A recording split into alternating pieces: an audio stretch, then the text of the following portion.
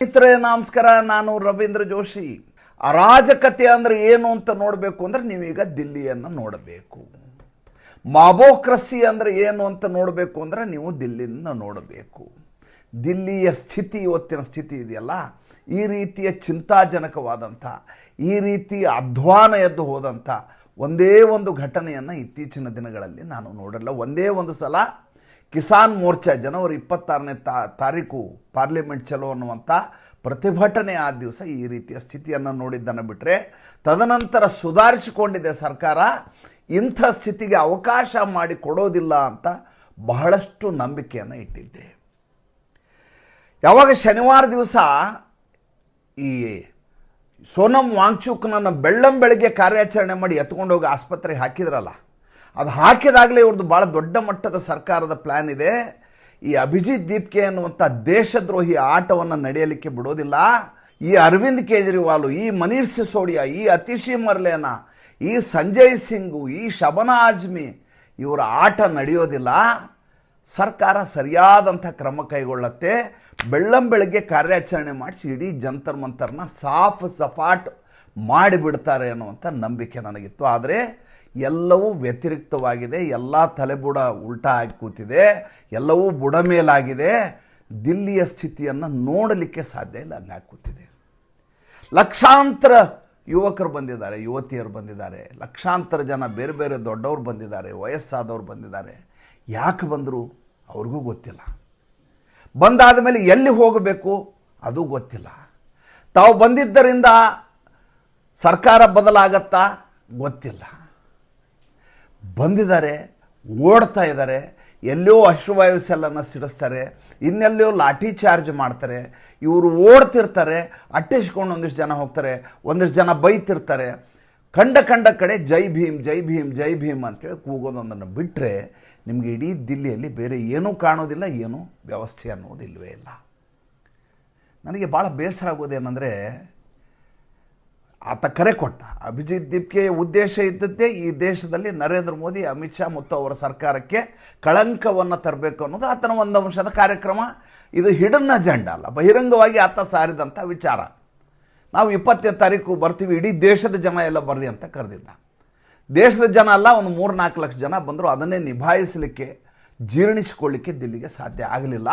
ಪೊಲೀಸರಂತೂ ಅಸಹಾಯಕರಾಗಿ ಯಾವ ರೀತಿ ಅವರು ನಿಂತಿದ್ರು ಅಂದರೆ, ಇವ್ರು ಯಾಕೆ ಯೂನಿಫಾರ್ಮ್ ಹಾಕಿದ್ದಾರೆ, ಇವ್ರ ಕೈಯಲ್ಲಿ ಯಾಕೆ ಲಾಠಿ ಇದೆ, ಇವ್ರು ಯಾಕೆ ರಿವಾಲ್ವರ್ ಇಟ್ಕೊಂಡಿದ್ದಾರೆ, ನನಗೊಂದು ಅರ್ಥವೇ ಆಗಲಿಲ್ಲ. ಯಾರಾದರೂ ಕೇಳಿದ್ರೆ ಏನು ಹೇಳ್ತಾರೆ, ಇಲ್ಲ ಒಂದು ವೇಳೆ ಯಾವುದಾದ್ರೂ ಲಾಠಿ ಚಾರ್ಜ್ ಆದರೆ ಅಥವಾ ರಿವಾಲ್ವರ್ ಯಾರು ಹೊಡೆದರೆ ನಾಳೆ ಸರ್ಕಾರಕ್ಕೆ ಕಳಂಕ ಬರುತ್ತೆ, ಸರ್ಕಾರಕ್ಕೆ ಕೆಟ್ಟ ಹೆಸರು ಬರುತ್ತೆ, ವಿದ್ಯಾರ್ಥಿಗಳ ಮೇಲೆ ಈ ರೀತಿ ಪೊಲೀಸರು ದಾಳಿ ಮಾಡಿದರು ಅಂತ ಬರುತ್ತೆ, ಅದಕ್ಕೆ ಶಾಂತ ಚಿತ್ತರಾಗಿರಲಿಕ್ಕೆ ಸರ್ಕಾರ ಬಯಸಿತ್ತು, ಹೀಗಾಗಿ ಅವ್ರ ಮೇಲೆ ಕ್ರಮ ಕೈಗೊಳ್ಳಿಲ್ಲ ಅಂತೆಲ್ಲ ಕಥೆಗಳನ್ನು ಹೇಳ್ತಾರೆ. ಆ ಕಥೆಯನ್ನು ಕೇಳುವ ಮನಸ್ಥಿತಿಯಲ್ಲಿ ಇವತ್ತು ನಾನಿಲ್ಲ. ಈ ಸಂಚಿಕೆ ನಿಮ್ಗೆ ಇಷ್ಟ ಆಗಬಹುದು, ಆಗದೇ ಇರಬಹುದು, ಅದು ಬೇರೆ ವಿಚಾರ. ನಾವು ಪೊಲಿಟಿಕಲಿ ಕರೆಕ್ಟ್ ಆಗಿರೋ ವಿಚಾರವನ್ನು ಮಾತನಾಡಬೇಕು ಅನ್ನೋದು ನಮ್ಮ ಉದ್ದೇಶವೂ ಅಲ್ಲ, ನಮ್ಮ ಅಜೆಂಡಾ ಅಂತೂ ಅಲ್ವೇ ಅಲ್ಲ. ನರೇಂದ್ರ ಮೋದಿ, ಅಮಿತ್ ಶಾ ಅವ್ರನ್ನ ಹೊಗಳಿಕೊಂಡು ಸಂಚಿಕೆ ಮಾಡಬೇಕನ್ನುವಂಥ ದರ್ದು ನಮಗಿಲ್ವೇ ಇಲ್ಲ. ಅವರ ರಾಷ್ಟ್ರಭಕ್ತಿಗೆ ಮೆಚ್ಚಿ, ಅವರ ನಿರಂತರವಾದ ನಿಸ್ಪೃಹವಾದ ಸೇವೆಯನ್ನು ಮೆಚ್ಚಿ ನಾವು ಅವ್ರ ಬಗ್ಗೆ ಮಾತಾಡೋದನ್ನು ಬಿಟ್ಟರೆ, ಈ ರೀತಿ ಸ್ಥಿತಿ ಆದಾಗ ಇದನ್ನು ನಾವು ಪುನರ್ವಿಮರ್ಶೆ ಮಾಡಬೇಕಾದಂಥ, ಇದರ ಕುರಿತು ಆತ್ಮವಿಮರ್ಶೆ ಮಾಡ್ಕೋಬೇಕಾದಂಥ, ಎಲ್ಲಿ ತಪ್ಪಾಗಿದೆ, ಈ ಡ್ಯಾಮೇಜ್ಗೆ ಕಾರಣ ಏನು ಅನ್ನುವಂಥದ್ರ ಬಗ್ಗೆ ನಾವು ಮಂಥನವನ್ನು ಮಾಡ್ಕೊಳ್ಳದೆ ಹೋದರೆ ನಮ್ಮೊಳಗಿನ ಆತ್ಮಸಾಕ್ಷಿ ನಮ್ಮನ್ನು ಒಪ್ಪೋದಿಲ್ಲ. ಮೊನ್ನೆ ಎತ್ಕೊಂಡು ಹೋದರು. ಹೋದ ಮೇಲೆ ಜನ ಎಷ್ಟಿದ್ರು ಸ್ವಾಮಿ? ಜಂತರ್ ಮಂತರಲ್ಲಿ ಇದ್ದಷ್ಟು ಜನ, ಎಷ್ಟು ಜನ? 30-40 ಜನ ಇದ್ರು ಬೆಳಗ್ಗೆ. 100 ಜನ ಅಂದ್ಕೊಳ್ಳಿ, 200 ಜನ ಅಂದ್ಕೊಳ್ಳಿ, 300 ಜನ ಅಂದ್ಕೊಳ್ಳಿ. ಅದೇ ಸಂದರ್ಭದಲ್ಲಿ ಕಾರ್ಯಾಚರಣೆ ಮಾಡಿ ಅಲ್ಲಿಂದ ಎಲ್ಲ ಜನರನ್ನ ಹೊರಗೆ ಕಳಿಸಿದರೆ, ಆ ತಂಬು ಗಿಂಬು ಎಲ್ಲ ಟೆಂಟ್ ಕಿತ್ತಿ ಬಿಸಾಕಿದರೆ, ಅನುಮತಿ ಇರಲಾರ್ದಂಥ ಪ್ರತಿಭಟನಾ ಕಾರ್ಯಕ್ರಮ ಅದು. ಮೊದಲೇ ದಿವಸವೇ, ಅಮೇರಿಕಾದಿಂದ ಆತ ಬಂದ ದಿವಸವೇ ದೀಪ್ಗೆ ಅನುಮತಿ ಇಲ್ಲದೆ ಪ್ರತಿಭಟನೆ ಮಾಡಿದ. ಒಂದು ದಿವಸ ಅವತ್ತು ಸುಮ್ಮನಿದ್ರು.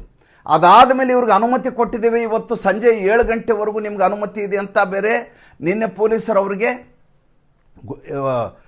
ಮುನ್ನೆಚ್ಚರಿಕೆಯನ್ನು ಕೊಡ್ತಾ ಇದ್ರು. ಭಾನುವಾರ ದಿವಸ ಸಂಜೆ 7 ಗಂಟೆವರೆಗೆ, 7 ಗಂಟೆ ಹೊತ್ತಿಗೆ ಸುಮಾರು 30-40 ಸಾವಿರ ಜನ ಸೇರಿಬಿಟ್ಟಿದ್ರು.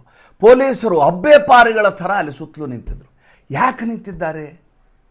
ಯಾವ ಕಾರ್ಯಸಾಧನೆಗಾಗಿ, ಯಾವ ರಕ್ಷಣೆಗಾಗಿ ಅಥವಾ ಯಾವ ಮುನ್ನೆಚ್ಚರಿಕೆ ಕ್ರಮವಾಗಿ ಅವರು ನಿಂತಿದ್ರು ನನಗೆ ಒಂಚೂರು ಅರ್ಥ ಆಗಲಿಲ್ಲ. ಅವರು ನಿಂತಿದ್ದಾರೆ, ಇವತ್ತು ನಿಂತಿದ್ದಲ್ಲ, ಕಳೆದ 1 ತಿಂಗಳಿಂದ ನಿಂತೇ ಇದ್ದಾರೆ. ಅವರನ್ನು ಅಭಿಜಿತ್ ದೀಪ್ಗೆ ಬಾಯಿಗೆ ಬಂದ ಹಾಗೆ ಅವರಿಗೆ ನಾಚಿಕೆ ಅನ್ನೋದಿದ್ರೆ ಆ ಕ್ಷಣಕ್ಕೆ ರಾಜೀನಾಮೆ ಕೊಟ್ಟು ಪೊಲೀಸರ ಕೆಲಸ ಬಿಟ್ಟು ಹೋಗಬೇಕು. ಆ ರೀತಿಯದಾಗಿ ಆತ ನಿಂದಿಸಿದ್ದಾನೆ. ಅವನಿಗೆ ಒಂದೇಟು ಹೊಡಿಲಿಲ್ಲ, ಅವನು ಎಳ್ಕೊಂಡು ಹೋಗಲಿಲ್ಲ, ಅವನ ಮೇಲೆ ಯಾವುದೇ ರೀತಿಯ ಕ್ರಮ ಕೈಗೊಳ್ಳಿಲ್ಲ, ಒಂದು FIR ಹಾಕಲಿಲ್ಲ. ಆತ ಹೇಳ್ತಾನೆ, ಮಳೆ ಬಂದಾಗ ನಾವೆಲ್ಲ ತೊಯ್ಸ್ಕೊತಾ ಇದ್ದೀವಿ, ನೀವು ನೋಡಿ ನಿಮ್ಮ ಬೂಟು ಮಿರಿ ಮಿಂಚ್ತಾ ಇದೆ, ನೀವು ಹೆಂಗೆ ಇಲ್ಲಿದ್ರಿ, ಅಮಿತ್ ಶಾ ಕೇಳಿದ್ರು ಓಡಿ ಹೋಗ್ತೀರಿ ಅಂತ ಮಾತಾಡ್ತಾನೆ ಅವನು ಪೊಲೀಸರಿಗೆ. ಪೊಲೀಸರು ಸುಮ್ಮನೆ ನಿಂತಿರ್ತಾರೆ. ಯಾವ ಪೊಲೀಸನಿಗೆ ಆ ರೀತಿ ಮಾತನಾಡಿದಾನೋ ಆ ಪೊಲೀಸ ತನ್ನ ಮನೆಗೆ ಹೋದ ಮೇಲೆ ತನ್ನ ಹೆಂಡತಿ ಮಕ್ಕಳಿಗೆ ಮುಖ ಹೆಂಗೆ ತೋರಿಸ್ತಾನ್ರಿ ಅವನು? ಆತ ಕರ್ತವ್ಯ ನಿರತರಾದಂಥ ಪೊಲೀಸ್ ಅಧಿಕಾರಿ. ಆತನ ಕೆಲಸ ಲಾ ಆ್ಯಂಡ್ ಆರ್ಡರ್ ಮೇಂಟೈನ್ ಮಾಡುವಂಥ ಕೆಲಸ. ತನ್ನ ಸ್ವಾಭಿಮಾನವನ್ನು ಮತ್ತೆ ಇಟ್ಟು ಕೆಲಸಕ್ಕೆ ಬಂದವನಲ್ಲ ಅವನು. ಸ್ವಾಭಿಮಾನವನ್ನು ಇಟ್ಟುಕೊಂಡು ತನ್ನ ಕರ್ತವ್ಯ ಏನಿದೆ ಅದನ್ನು ನಿಭಾಯಿಸಲಿಕ್ಕೆ ಬಂದವನು. ಅವನಿಗೆ ಯಾವನೋ ಒಬ್ಬ ರೋಡಲ್ಲಿ ಹೋಗೋನು ಬಂದು ನಿನ್ನ ಬೂಟು ಮಿರಿ ಮಿಂಚ್ತಾ ಇದೆ, ನಾನು ಮಳೇಲಿ ತೋರಿಸ್ಕೊಂಡಿದ್ದೀನಿ ಏನಯ್ಯ ಅಂತ ಪ್ರಶ್ನೆ ಕೇಳಿದ್ರೆ, ನೀವೆಲ್ಲ ಗುಲಾಮರು, ನೀವು ಅಮಿತ್ ಶಾನ ಗುಲಾಮರು ಅಂತ ಹೇಳಿದರೆ ಪೊಲೀಸರು ಸುಮ್ಮನೆ ಇರ್ತಾರೆ ಅಂದರೆ ಇದು ಯಾವ ರೀತಿಯ ಚಾಣಾಕ್ಷತೆ, ಇದು ಯಾವ ರೀತಿ ಚಾಣಕ್ಯ ನೀತಿ, ಇದು ಯಾವ ರೀತಿ ದೇಶವನ್ನು ಮುನ್ನಡೆಸುವ ರೀತಿ, ಇದು ಯಾವ ಪೊಲೀಸ್ ಡಿಪಾರ್ಟ್ಮೆಂಟು ನನಗೊಂದು ಅರ್ಥ ಆಗೋದಿಲ್ಲ. ಇವತ್ತು ಅಭಿಜಿತ್ ದೀಪ್ಗೆ ಕರೆದ, ಒಂದು 5-6 ಲಕ್ಷ 10 ಲಕ್ಷ ಎಷ್ಟೋ ಜನ ಬಂದವರು ಯಾವ ಪ್ರದೇಶದಲ್ಲಿ ನುಗ್ಗಿಲ್ಲ ನನಗೆ ಹೇಳಿ. ಸ್ವತಃ ಸಂಸತ್ ಭವನದ ಗೇಟ್ ಹತ್ರ ನುಗ್ಗಿದ್ರಿ, ಬೇರೆ ಕಡೆ ಬಿಟ್ಬಿಡಿ. ಆ ಕಡೆ ಕಾಣಿಸ್ತಾ ಇದ್ದಾರೆ, ಅತಿಶಿ ಮರ್ಲೇನಿಂದ ಹಿಡಿದು ಮನೀಶ್ ಸಿಸೋಡಿಯಾ ಹಿಡಿದು ಬ್ಯಾರಿಕೇಡ್ ಹಾರ್ತಾ ಇದ್ದಾರೆ. ಪೊಲೀಸರು ಏನೂ ಮಾಡ್ತಾ ಇಲ್ಲ. ಯಾಕೆ ಮಾಡ್ತಾ ಇಲ್ಲ? ನಿಮ್ಗೆ ಜವಾಬ್ದಾರಿ ಇಲ್ವಾ? ಕರ್ತವ್ಯ ಇಲ್ವಾ? ಇಷ್ಟ ಬಂದ ಹಾಗೆಲ್ಲ ಓಡ್ತಾ ಇದ್ದಾರೆ, ಕಂಡು ನುಗ್ತಾ ಇದ್ದಾರೆ. ಮೆಟ್ರೋ ಸ್ಟೇಷನ್ನಿನ ಸ್ಥಿತಿಯಂತೂ ನೋಡಲಿಕ್ಕೆ ಸಾಧ್ಯ ಇಲ್ಲ ನೀವು ದಿಲ್ಲಿಯಲ್ಲಿ. ಆ ಸ್ಥಿತಿಯನ್ನು ತಂದು ಇಟ್ಟಿದ್ದಾರೆ. ನಾನು ಇವತ್ತಿನವರೆಗೂ ಆ ರೀತಿಯಾದಂಥ ಒಂದೇ ಒಂದು ದೃಶ್ಯವನ್ನು ನಾನು ನೋಡಿರಲಿಲ್ಲ.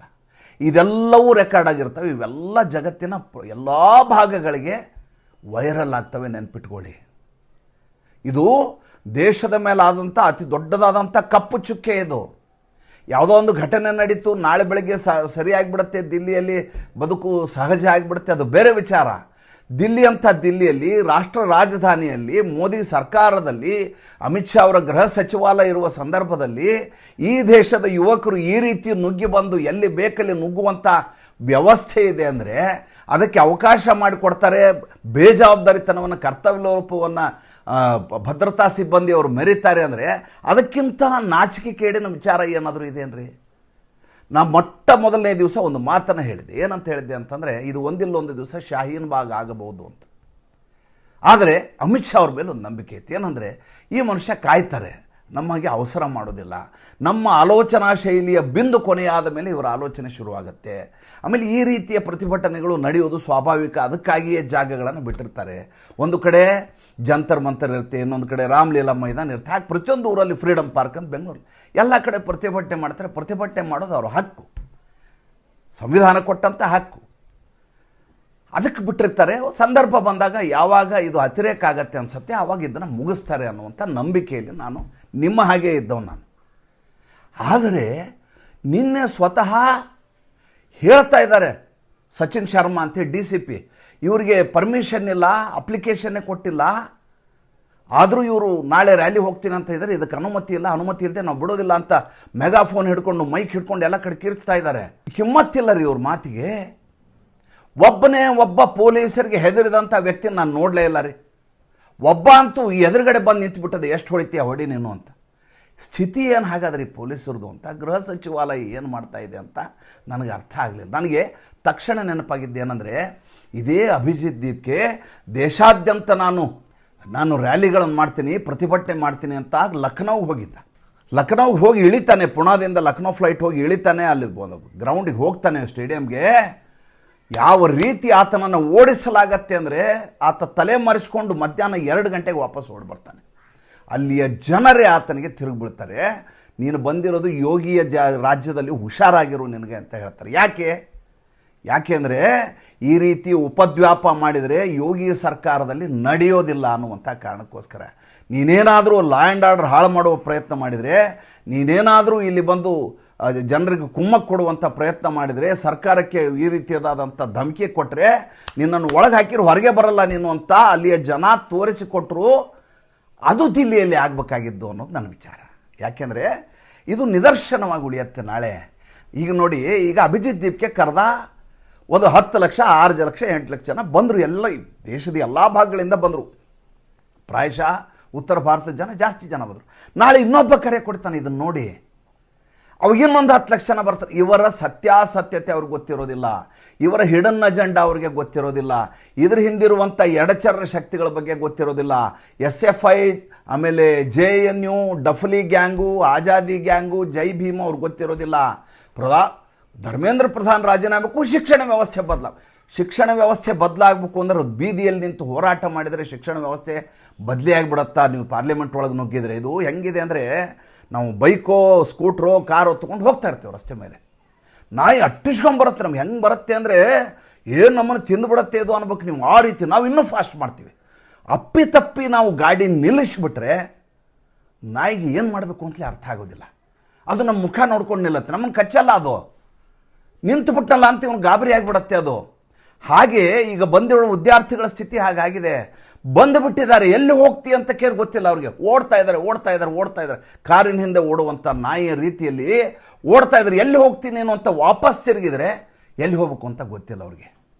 ಊಟಕ್ಕೇನು ಗೊತ್ತಿಲ್ಲ, ಕುಡಿಲಿಕ್ಕೆ ನೀರಿದೆಯಾ ಗೊತ್ತಿಲ್ಲ. ಒಂದು ಕಡೆ ಹೈಯೆಸ್ಟ್ ಹ್ಯೂಮಿಡಿಟಿ ದಿಲ್ಲಿ ನಿನ್ನೆ, ಇವತ್ತು ನೋಡಿದರೆ ಧೋ ಅಂತ ಬೆಳಗ್ಗೆ ಅದ್ರ ಮಳೆ. ಊಟ ಇಲ್ಲ, ಆಶ್ರಯ ಇಲ್ಲ, ವ್ಯವಸ್ಥೆ ಇಲ್ಲ. ಇದನ್ನು ಯಾರು ಕರೆ ಕೊಟ್ಟನಲ್ಲ ಅಭಿಜಿತ್ ದೀಪ್ಗೆ, ಆತನ ಎದುರುಗಡೆ ಬ್ಲೂ ಪ್ರಿಂಟೇ ಇಲ್ಲ. ಯಾವ ರೀತಿ ನಾವು ಹೋರಾಟ ಮಾಡಬೇಕು ಅನ್ನೋದ್ರ ಕಲ್ಪನೆನೇ ಇಲ್ಲ. ಬಂದವ್ರಿಗೆ ಏನು ವ್ಯವಸ್ಥೆ ಅಂತ ಗೊತ್ತಿಲ್ಲ, ಅವ್ರು ಎಲ್ಲಿ ಹೋಗಬೇಕು ಆಮೇಲೆ ಅನ್ನೋದ್ರ ಬಗ್ಗೆ ಗೊತ್ತಿಲ್ಲ. ಆಯಿತು, ಪಾರ್ಲಿಮೆಂಟ್ ಚಲೋ, ಪಾರ್ಲಿಮೆಂಟ್ ಹತ್ರ ಹೋದಿ, ಮುಂದೆ ಏನು ಮಾಡ್ತೀಯಾ? ಪಾರ್ಲಿಮೆಂಟ್ ಒಳಗೆ ಹೋಗಿ ನೀನು ಸಂಸತ್ ಸದಸ್ಯರಿಗೆ ಹೊಡಿತೀಯ ನೀನು, ಅಥವಾ ಅಟ್ಟಿಸ್ಕೊಂಡು ಹೋಗಿ ಅವ್ರನ್ನ ಇದನ್ನು ಬಂಧನಕ್ಕೆ ಹಾಕಿ ಗೃಹ ಬಂಧನ ಮಾಡ್ತೀಯಾ? नेपाल करेंगे हम क्या बांग्लादेश करेंगे, क्या बांग्लादेश करोगे, क्या नेपाल करोगे? यार ये भारत है, हिंदुस्तान में ऐसा नहीं होगा. ಹೇಳೋರು ಯಾರು? ಇಲ್ಲ, ಮಾತುಕತೆಗೆ ಸರ್ಕಾರದವ್ರು ಬರ್ತಿಲ್ಲ. ಸರ್ಕಾರದವ್ರ ಮಾತುಕತೆಗೆ ಯಾಕೆ ಬರಬೇಕು? ನಮ್ಮನ್ನು ಕೇಳಿ ಏನಾರು ಕೂತಿದ್ದೇನಪ್ಪ ನೀನು ಪ್ರತಿಭಟನೆ ಮಾಡುವ ನಮ್ಮನ್ನೇನು ಕೇಳಿ ಕೂತಿದ್ದೆ? ಮಾತುಕತೆ ಬರ್ತೀರಾ ಸ್ವಾಮಿ ಸಮಾಲೋಚನೆ ಅಂತ ಏನು ಕೇಳಿದ್ಯಾ? ಇಲ್ಲ ತಾನೇ. ನೀನು ನಿನ್ನಷ್ಟಕ್ಕೆ ಬಂದು ಕೂತಿದೀಯಾ, ನಿನಗೊಂದು ಜಾಗ ಇದೆ ಅಂತ ನಿನಗೆ ಬಿಟ್ಟಿದ್ದೀವಲ್ಲಿ. ಅದಾದ ಮೇಲೆ ಲಾ ಆ್ಯಂಡ್ ಆರ್ಡರ್ನ ನೋಡಿ, ನಮಗೆ ಎಲ್ಲದಕ್ಕೂ ಇವ್ರು ಹಿಡ್ಕೊಂಡು ಕೈಯಲ್ಲೊಂದು ಕೆಂಪು ಪುಸ್ತಕ ಹಿಡ್ಕೊಳ್ಳೋದೊಂದು ರಾಹುಲ್ ಗಾಂಧಿಯಿಂದ ಹಿಡಿದು ಪ್ರಕಾಶ್ ರೈಯಿಂದ ಹಿಡಿದು ಎಲ್ಲರೂ ಶುರು ಮಾಡಿದ್ದಾರೆ. ಇವತ್ತು ಪ್ರಕಾಶ್ ರೈ ಕೂಡ ಅಭಿಜಿತ್ ದೀಪ್ಗೆ ಜೊತೆಗೆ ವ್ಯಾನಿನಲ್ಲಿ ಲಾರಿಯಲ್ಲಿ ಮೇಲ್ಗಡೆ ಕೆಂಪು ಪುಸ್ತಕ ಹಿಡ್ಕೊಂಡು ನಿಂತಿದ್ದ. ಈತನಿಗೆ ಮಾಡ್ಲಿಕ್ಕೆ ಬೇರೆ ಯಾವ ಕೆಲಸವೂ ಇಲ್ಲ. ಪ್ರಕಾಶ್ ರೈಗೆ ಸಂಪೂರ್ಣವಾಗಿ ಖಾಲಿಯಾಗಿದೆ. ಒಂದು ಮಾನಸಿಕ ದಿವಾಳಿ ಸ್ಥಿತಿ, ಅತ್ಯಂತ ಅನಾಥ ಸ್ಥಿತಿಯಲ್ಲಿ ಇದ್ದಾನೆ ಪ್ರಕಾಶ್ ರೈ. ಅವನ ಬಗ್ಗೆ ನಾನು ಮಾತಾಡಲ್ಲ, ಎಂದೂ ಮಾತಾಡಿಲ್ಲ, ಇವತ್ತಲ್ಲ ಯಾವತ್ತೂ ಮಾತಾಡಲ್ಲ ನಾನು. ಹಾಗಿರುವಾಗ ಈ ಕೈಯಲ್ಲಿ ಸಂವಿಧಾನ ಪುಸ್ತಕ ಹಿಡಿದಿದ್ದೀರಲ್ಲ, ಈ ಪುಸ್ತಕ ನಿಮಗೆ ಏನು ಹಕ್ಕನ್ನು ಕೊಡುತ್ತೆ? ಪ್ರತಿಭಟನೆ ಮಾಡುವ ಹಕ್ಕನ್ನು ಕೊಡುತ್ತೆ, ಸರ್ಕಾರದ ವಿರುದ್ಧ ಸಿಡಿದೇಳುವ ಹಕ್ಕನ್ನು ಕೊಡುತ್ತೆ. ಆದರೆ ನಿಮಗೆ ಅದರ ಜೊತೆ ಕರ್ತವ್ಯವನ್ನು ಹೇಳುತ್ತೆ. ಏನಂತ? ಈ ದೇಶದ ಜನರಿಗೆ ತೊಂದರೆಯಾಗಲಾರದ ಹಾಗೆ ನಿನ್ನ ನಡವಳಿಕೆ ಇರಬೇಕು, ಲಾ ಆ್ಯಂಡ್ ಆರ್ಡರ್ನನ್ನು ಮೀರಲಾರದಂಥ ಸ್ಥಿತಿ ಇರಬೇಕು. ಹಾಗೆ ಮಾಡಿದಾಗ ಮಾತ್ರ ನಿನಗೆ ಅವಕಾಶ. ಈಗಾಗಿದ್ದು ಸಂವಿಧಾನವನ್ನು ಹಿಡ್ಕೊಂಡು ನನ್ನ ಹಕ್ಕನ್ನು ಪ್ರತಿಪಾದನೆ ಮಾಡಿದೆ. ನಿನ್ನ ಕರ್ತವ್ಯ ಏನು ಸ್ವಾಮಿ? ಕರೆದಿದ್ದೀಯ 10 ಲಕ್ಷ ಜನರನ್ನ, ಬಂದಿದ್ದಾರೆ ಪಾಪ ಅಮಾಯಕ ಜನ. ಕೇಳಿದ್ರೆ ಯಾವುದಕ್ಕೆ ಬಂದಿದ್ದೀವಿ ಅಂತ ಗೊತ್ತಿಲ್ಲ. ಧರ್ಮೇಂದ್ರ ಪ್ರಧಾನ್ ಹೆಸರು ಹೇಳಿಬಿಡ್ಲಿರಿ, ಅಲ್ಲಿ ಬಂದವರು ಯಾರಿಗೂ ಗೊತ್ತಿಲ್ಲ. ಕರೆದ್ರು, ಬಂದರು. ಇದು ಹೆಂಗೆ ಅಂದರೆ ಸಮಾವೇಶ ಅಂತ ಸಿದ್ದರಾಮಯ್ಯ, DK ಶಿವಕುಮಾರು ಎಲ್ಲ ಮಾಡ್ತಾರಲ್ಲ, ಅವಾಗೊಂದು ಲಕ್ಷಾಂತರ ಜನ ಬರ್ತಾರೆ. ಮೈಸೂರಿಗೆ ಹೋಗ್ಬೇಕಂತೆ, ಬೆಂಗಳೂರು ಹೋಗ್ಬೇಕಂತೆ, ಬೆಂಗಳೂರು ಬಾ, ಹೋಗೋಣ ಬಾ, ಪ್ರತಿಭಟನೆ ಅಂತೆ, ಆದಂತೆ ಅಂತ. ಯಾಕೆ ಬಂದಿದ್ದೀರಿ ಅಂತ ಕೇಳಿ ಅವ್ರಿಗೇನೂ ಗೊತ್ತಿರೋದಿಲ್ಲ. ಸರ್ಕಾರ ಟೀಕ್ನೆ, ಸರ್ಕಾರ ಸರಿ ಇಲ್ಲ, ಸರ್ಕಾರ ಏನು ಸರಿ ಇಲ್ಲ ಅಂತ ಯಾರಾದರೂ ಪ್ರಶ್ನೆ ಮಾಡಿದರೆ ಗೋಧಿ ಮೀಡಿಯಾ ಅಂತಾರೆ. ನೀಟಿಗೋಸ್ಕರ ಬಂದಿದ್ದೀವಿ. ನೀಟ್ ಅಂದರೆ ಏನಪ್ಪ ಸ್ಪೆಲ್ಲಿಂಗ್ ಹೇಳು ಅಂತ ಕೇಳಿದ್ರೆ ಇದು ಗೋಧಿ ಮೀಡಿಯಾ ಅಂತ ಕೂಗಿ ಅಲ್ಲಿಂದ ಓಡಿಸುವಂಥ ಕಳೆದ 1 ತಿಂಗಳಿಂದ ನಿರಂತರವಾದಂಥ ದಾದಾಗಿರಿ ಅದೇ ಜಂತರ್ ಮಂತರಲ್ಲಿ ನಡೀತಾ ಇತ್ತು. ನನಗೆ ಬೇಸರ ಆಗೋದೇನೆಂದರೆ, ನಾನೊಬ್ಬ ಆರ್ಡಿನರಿ ಜನಸಾಮಾನ್ಯ, ನನಗೆ ಅರ್ಥ ಆಗತ್ತೆ ಇಂಥ ಅಪಸವ್ಯಗಳಿಗೆ ಅವಕಾಶ ಕೊಡಬಾರ್ದು. ಯಾವುದೇ ರಾಜ್ಯದಲ್ಲಿ ಯಾವುದೇ ರಾಜ, ಯಾವುದೇ ಮುಖ್ಯಮಂತ್ರಿ, ಯಾವುದೇ ದೇಶದ ಪ್ರಧಾನಿ, ಯಾವುದೇ ಗೃಹ ಸಚಿವ ಅವಕಾಶ ಕೊಡಬಾರ್ದು. ಅದಕ್ಕೆ ಬೇಕಾದಂಥ ಭಯವನ್ನು ಉಂಟು ಮಾಡಬೇಕು, ತಾಕೀತು ಮಾಡಬೇಕು. ನೀವು ಪೊಲೀಸ್ ಕಮಿಷನರ್ ಬದಲಿ ಮಾಡಿದ್ರಿ, ಅನುರಾಗ್ ಕುಮಾರ್ ಕೊಟ್ರಿ. ಕೊಟ್ಟಾದ್ಮೇಲೆ ಅನುರಾಗ್ ಕುಮಾರ್ ಎತ್ಕೊಂಡೋಗಿ ಸೋನಮ್ ವಾಂಗ್ಚುಕ್ನನ್ನು ಒಳಗೆ ಹಾಕಿದರು ಆಸ್ಪತ್ರೆ ಒಳಗಡೆ. ಉಳಿದ ವ್ಯವಸ್ಥೆ ಏನು ಮಾಡಿದ್ರಿ? 20ನೇ ತಾರೀಕಿಗೆ ಏನು ನಿಮ್ಮ ತಯಾರಿ? ಬ್ಯಾರಿಕೇಡ್ ಹಾಕಿರಿ, ಬ್ಯಾರಿಕೇಡ್ ಮುರಿದು ಒಳಗೆ ಹೋದ್ರಲ್ರಿ, ಏನು ಮಾಡ್ತೀರಿ? ಬ್ಯಾರಿಕೇಡ್ ತಾನೇ ಹಾಕಿದ್ದು ನೀವು. ಇಡೀ ದಿಲ್ಲಿಯಲ್ಲಿರುವ ಎಲ್ಲ ಬ್ಯಾರಿಕೇಡ್ಗಳನ್ನ ತಂದ್ರಿ, ಹಾಕಿದ್ರಿ. ಎಲ್ಲ ಮೆಟ್ರೋ ಸ್ಟೇಷನ್ ಬಂದ್ ಮಾಡಿದ್ರಿ. ಬರೋ ಜನ ಏನು ಬರಲೇ ಇಲ್ವಾ? ಅದಕ್ಕೆ ಪ್ಲ್ಯಾನ್ ಬಿ ಏನಿತ್ತು ನಿಮ್ಮ ಹತ್ರ? ಏನೂ ಇರಲಿಲ್ಲ. ಇಡೀ ದೇಶದಲ್ಲಿ ದಿಲ್ಲಿ ನಗೆಪಾಟಲಾಗುವ ಸ್ಥಿತಿಗೆ ಬಂದು ನಿಂತು ಭಾರತ ಇಂಥ ಹೀನ ಸ್ಥಿತಿಯಲ್ಲಿದೆ, ನೇಪಾಳ ಮತ್ತು ಬಾಂಗ್ಲಾಗಿಂತ ಭಿನ್ನವಾಗಿ ನಾವೇನಿಲ್ಲ ಅನ್ನೋದು ಮತ್ತೊಂದು ಸಲ ತೋರಿಸಿಕೊಡ್ತು. ಇದು ಕೇವಲ ದಿಲ್ಲಿಗೆ ಸೀಮಿತ ಆಗೋದಿಲ್ಲ. ನಾನು ಹಿಂದೆ ಭಾಳ ಒಂದು ಮಾತು ಹೇಳ್ತಿದ್ದೆ, ಏನಂದರೆ ಟೆರರಿಸ್ಟ್ ಕಾಶ್ಮೀರದಲ್ಲಿ ಇರ್ತಾರೆ ಅವರು ಅಂತ ಮಾತಾಡ್ತಿದ್ವಿ ನಾವು 80ನೇ ದಶಕದಲ್ಲಿ, 70ರಲ್ಲಿ. ಕಾಶ್ಮೀರದಲ್ಲಿ ನಮಗೂ ಅದು ಕೆಲಸ. ಅಲ್ಲಿ ಪಾಕಿಸ್ತಾನದವ್ರು ಬರ್ತಾರೆ, ನುಸುಳ್ಕೋರು ಕಾಶ್ಮೀರದಲ್ಲಿ ಬಂದು ಗುಂಡು ಹೊಡೆದು ಹೋಗ್ತಾರೆ. ಮುಂದೆ ಅವರು ಎಲ್ಲ ಕಡೆ ಬಂದರು, ಇಡೀ ದೇಶಾದ್ಯಂತ ಬಂದರು. ನಮ್ಮ ಮನೆಯ ಪಕ್ಕದಲ್ಲಿರುವ ವ್ಯಕ್ತಿ ಯಾರು ಅಂತ ನಮಗೆ ಗೊತ್ತೇ ಇರೋದಿಲ್ಲ. ಆತ ಸ್ಲೀಪರ್ ಸೆಲ್ಲಿನ ಏಜೆಂಟ್ನಾಗಿರ್ಬೋದು. ಆ ಸ್ಥಿತಿ ಕಾಲಘಟ್ಟದಲ್ಲಿ ನಿರ್ಮಾಣ ಆಯಿತು. ಇವತ್ತು ದಿಲ್ಲಿಯಲ್ಲಿ ಆಗಿದೆ, ನಾಳೆ ಬೆಂಗಳೂರಲ್ಲಿ ಆಗ್ಬೋದು, ನಾಡಿದ್ದು ಮೈಸೂರಲ್ಲಿ ಆಗ್ಬೋದು, ಇನ್ನೊಂದು ದಿವಸ ಗುಲ್ಬರ್ಗದಲ್ಲಿ ಆಗ್ಬೋದು, ಹುಬ್ಳಿನಲ್ಲಿ ಆಗ್ಬೋದು. ನಿಮ್ಮೂರವರೇ ಬರಬೇಕು ಅಂತೇನಿಲ್ಲ, ಬೇರೆ ಊರವ್ರು ಬಂದು ನಿಮ್ಮೂರಲ್ಲಿ ಗಲಾಟೆ ಮಾಡಬಹುದು. ನಿಮ್ಮ ತಯಾರಿ ಏನು? ಕೇಸ್ ಹಾಕ್ತೀವಿ. ಯಾರ ಮೇಲೆ ಕೇಸ್ ಹಾಕ್ತೀರಿ? ಅಭಿಜಿತ್ ದೀಪ್ಕೆ ಮೇಲೆ ಕೇಸ್ ಹಾಕ್ತೀರಿ. ಇನ್ನಿಬ್ಬರು ಇದಾರಲ್ಲ, ದಹಿಯಾ ಅಂತ ಆತನ ಮೇಲೆ ಕೇಸ್ ಹಾಕ್ತೀರಿ. ಇನ್ನೊಬ್ಬ ಅವನ ಮೇಲೆ ಕೇಸ್ ಹಾಕಿ ಏನು ಮಾಡ್ತೀರಿ? ನಾಳೆ ಬೆಳಗ್ಗೆ ಕೋರ್ಟ್ ಹೋಗ್ತಾರೆ, ಅವರು ಬೇಲ್ ತೊಗೊಂಡು ಅವ್ರಿಗೆ ಬರ್ತಾರೆ. ಈ ದೇಶದಲ್ಲಿ ಕೊಲೆ ಮಾಡಿದವನಿಗೆ ಬೇಲ್ ಸಿಕ್ಕಂಥ ಉದಾಹರಣೆಗಳನ್ನು ನಿಮ್ಗೆ ತೋರಿಸ್ತೇನೆ ನಾನು. ಸ್ವತಃ ಇಂದಿರಾ ಗಾಂಧಿ ಅವರ ಹತ್ಯೆ ಮಾಡಿದಂಥ ಬಿಯಾನ್ ಸಿಂಗ್ನ ಪರವಾಗಿ ರಾಮ್ ಜೇಠ್ಮಲಾನಿ ವಾದ ಮಂಡನೆ ಮಾಡಿ ಬೇಲ್ ಕೇಳಿದರು. ಅಂಥ ದೇಶ ನಮ್ಮದು. ನಮ್ಮಲ್ಲಿ ಅಫ್ಜಲ್ ಗುರುಗೆ ಗಲ್ಲಿಗೆ ಹಾಕ್ತೀನಿ ಅಂದರೆ ಇಡೀ ದೇಶಾದ್ಯಂತ ಪ್ರತಿಭಟನೆ ಮಾಡುವಂಥ ಜನ ಇದ್ದಾರೆ ನಮ್ಮಲ್ಲಿ. ನಮ್ಮಲ್ಲಿ ಏನಾಗಿದೆ ಅಂದರೆ ಈಗ ಅವ್ರನ್ನೆಲ್ಲ ಬೈಯುವಂಥ ಚಟ ಶುರುವಾಗಿದೆ. ಏನು? ಅವ್ನು ಸರಿ ಇಲ್ಲ, ಇವನು ಸರಿ ಇಲ್ಲ, ಶಬನಾ ಆಜ್ಮಿ ಹಂಗೆ ಮಾಡಿದ್ದು, ಪ್ರಕಾಶ್ ಹಿಂಗೆ ಮಾಡ್ದೆ. ಅವ್ರಿಗೆ ಆಸ್ಪದ ಕೊಟ್ಟವ್ರು ಯಾರು ಸ್ವಾಮಿ? ಯಾರು ಆಸ್ಪದ ಕೊಟ್ಟರು? ಅವ್ರಿಗೆ ನಾವೇ ತಾನೇ. ಅವ್ರು ಬೆಳೀಲಿಕ್ಕೆ ಕಾರಣ ಯಾರು? ಅವ್ರು ಬೆಳೀಲಿಕ್ಕೆ ಕಾರಣ ನಾವೇ ತಾನೇ. ಅವ್ರನ್ನ ಮೊದಲೇ ಹಿಂಗೆ ಹೆಚ್ಚಿಗೆ ಹಿಂಡೆ ಹಾಕಿದರೆ ಉಸಿರೆತ್ತಿರಲಿಲ್ಲ ಅವರು. ಚಂದ್ರಶೇಖರ್ ಆಜಾದ್ ಅಂತ ಹೆಸರಿಟ್ಕೊಂಡಿದ್ದಾನೆ. ಚಂದ್ರಶೇಖರ್ ರಾವಣ ಅವನು. ಚಂದ್ರಶೇಖರ್ ರಾವಣ ಬಂದು ಯಾವ ಪೊಲೀಸ್ ಪರ್ಮಿಷನ್ನು, ಯಾಕೆ ಪರ್ಮಿಷನ್ ತೊಗೋಬೇಕು ಅಂತ ಕೇಳಿ ಒಂದಷ್ಟು ಜನರು ಕರ್ಕೊಂಬರ್ತಾನೆ. ಜೈ ಭೀಮ್ ಜೈ ಭೀಮ್ ಅಂತ ಕೂಗ್ತಾರೆ ಅವರು. ಅವನು ಏನು ಕಂಟ್ರೋಲ್ ಮಾಡ್ತೀರಿ ನೀವು? ಟಿಕಾಯತ್ ಬಂದಿದ್ದ, ಒಂದಿಷ್ಟು ಜನ ಹಸಿರು ಟವಲ್ ಹಾಕೊಂಡು ಕರ್ಕೊಂಬಂದ, ಟ್ರ್ಯಾಕ್ಟ್ರು ಕಾರು ಗೀರು ತೊಗೊಂಡು ಬಂದ. ಅವನು ಸೇರಿಕೊಂಡ. ಯಾಕೆ? ಕಳೆದ ಬಾರಿ ಆತ ವಿಫಲನಾಗಿದ್ದಾನೆ. ಮತ್ತು ಚುನಾವಣೆಯಲ್ಲಿ ಲಾಸ್ಟ್ ಟೈಮ್ ಅವನಿಗೆ ಯಾವುದು ಲಾಭ ಆಗಲಿಲ್ಲ.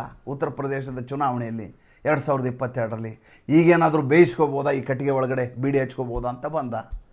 ಯಾರು ಬಂದಿಲ್ಲ ಹೇಳ್ರಿ ನನಗೆ, ಎಡಚರಲ್ಲಿ ಯಾರು ಬಂದಿಲ್ಲ ಹೇಳಿ. ನಾವು ಅವ್ರನ್ನ ದೂರಿ ಏನು ಮಾಡೋದಿದೆ? ಅವ್ರು ಸರಿ ಇಲ್ಲ, ಶಬನಾ ಆಜ್ಮಿ ಸರಿ ಇಲ್ಲ, ಅವನು ಸರಿ ಇಲ್ಲ, ಇವನು ರಾಹುಲ್ ಗಾಂಧಿ ಸರಿ, ಎಲ್ಲರೂ ಸರಿ ಇಲ್ಲ.